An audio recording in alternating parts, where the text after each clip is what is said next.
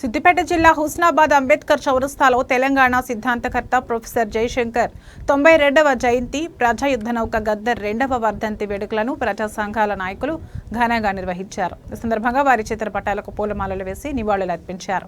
ఈ కార్యక్రమంలో పాల్గొన్న జిల్లా గ్రంథాలయ చైర్మన్ కేడం లింగమూర్తి మాట్లాడుతూ తెలంగాణ భావజాలాన్ని ప్రజల్లోకి విస్తృతంగా తీసుకువెళ్లిన వ్యక్తి ప్రొఫెసర్ జయశంకర్ అని గుర్తు చేశారు. ప్రజలందరి భాగస్వామ్యంతోనే తెలంగాణ రాష్ట్ర ఏర్పాటు సాధ్యమవుతుందని గ్రహించి తెలంగాణ రాష్ట్ర ఏర్పాటు ఆవశ్యకతను ప్రజలందరికీ తెలియజేసి చైతన్యపరిచారన్నారు. ఆయన జీవితాన్ని తెలంగాణ రాష్ట్ర ఏర్పాటు కోసం త్యాగం చేశారని కొనియాడారు. మరోవైపు పీడిత అణగారిన వర్గాల ప్రజలను తన గేయాలతో చైతన్యపరిచి సామాజిక మార్పుకు దోహదం చేసిన గొప్ప వ్యక్తి గద్దర్ అని తెలిపారు.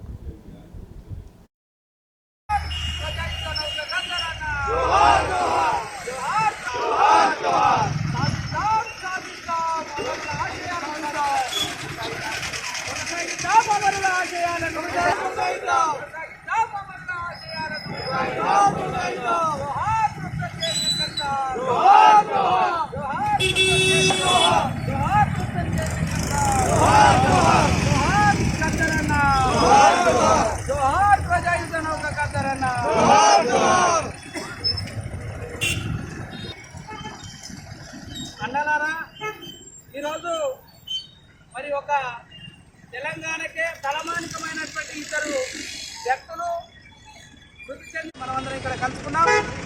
మరి వారి యొక్క ఆశయాలను తెలంగాణ రాష్ట్ర ప్రభుత్వం ముందుకు తీసుకుపోతున్నది.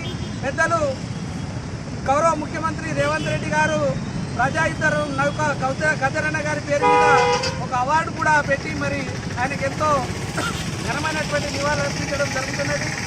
మరి వారి యొక్క ఆశయాలను కొనసాగించేలాగా మనం అందరం కూడా మరి కృషి చేయాలి. ఇక్కడ ఉన్న వాళ్ళందరం కూడా వారి ఆశయాలను స్మరించుకుంటూ మరి వారికి నివాళులు అర్పించవలసిందిగా తెలియజేస్తూ కార్యక్రమాన్ని సార్ 92వ జయంతి వేడుకలు మరియు ప్రజా యుద్ధ నౌక స్వర్గీయ శ్రీ గద్దరన్న 2వ వర్ధంతి వేడుకలు హుస్నాబాద్ నియోజకవర్గం అంబేద్కర్ చౌరస్తాలో మనం ఈ వేడుకలు నిర్వహించుకుంటున్నాం. ఈ కార్యక్రమాన్ని ముఖ్య అతిథిగా చేసినటువంటి మన ప్రతి ఒక్కరం మనం పనిచేయాల్సిన బాధ్యత ఉంది.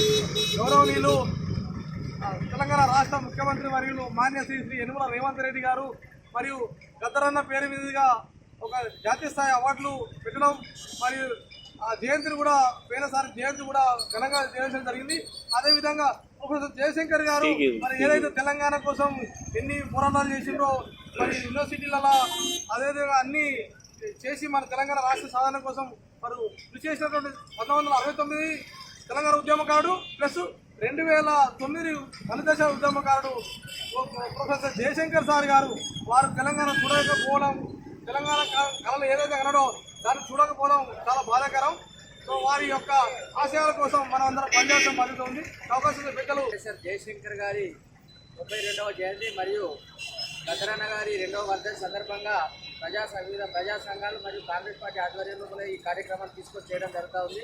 ఆ మహనీయులకు అందరం కూడా ధన్యవాదాలు అర్పించడం జరిగింది.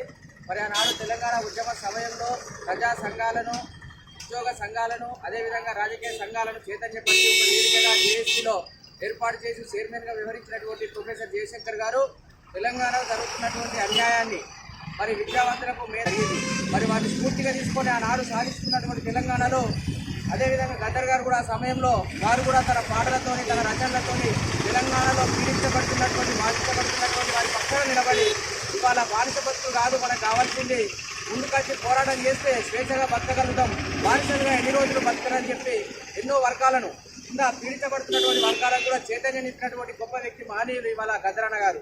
మరి అటువంటి గొప్ప వ్యక్తులను ఇవాళ స్మరించుకుంటూ వారి బాటలో ఈరోజు మన ఇద్దరు తెలుగు బిడ్డలు మనకే కాదు ప్రపంచానికి భారతదేశానికి డిజైనర్స్గా స్ఫూర్తి తీసుకున్నటువంటి ఇచ్చినటువంటి గొప్ప మేధావులు, పోరాటయులు అయినటువంటి ప్రొఫెసర్ జయశంకర్ గారి ఇంకా 70 రోడ్లో అనే గద్దరన్న మాట్లాడి అవసరాలు 2వ వర్ధంతి ఈ ప్రాంతానికి విద్యార్థి సేవలు బాగా ఉపయోగపడ్డాయి.